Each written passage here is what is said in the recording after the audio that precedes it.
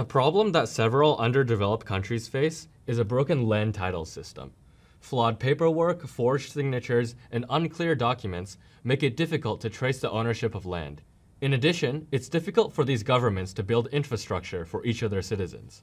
The pitfalls, which keep a central organization from solving this problem, are mistrust between citizens and these central parties.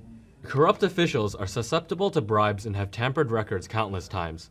Also, the government does not have the resources to oversee so large a project when it does not bring in a substantial amount of revenue. In addition, most citizens do not trust non-governmental organizations either, making all centralized options infeasible. So how do we solve this problem? Well, let's try a decentralized approach. What do we include in our decentralized approach? Well, what we're doing here is tracking ownership of documents, similar to proof of existence. We can create an association between users and document hashes. By associating addresses to document hashes, users can provide digital signatures to prove ownership. This provides transparency and immutability, since information about document ownership is public on the blockchain, and also limits centralization because no single entity decides which person owns which titles.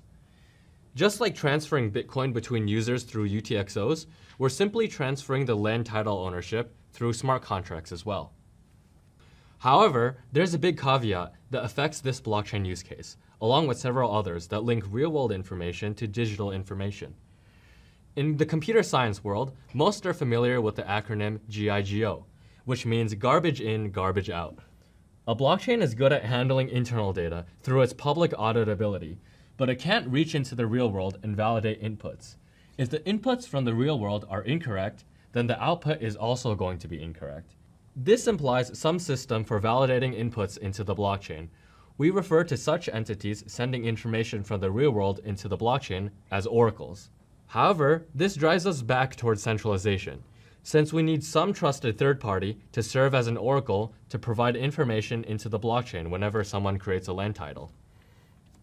This problem has yet to be solved. Georgia, Ukraine, and Sweden are a few of the major countries tackling decentralized land titles, and several companies are seeking to make decentralized oracle systems as well.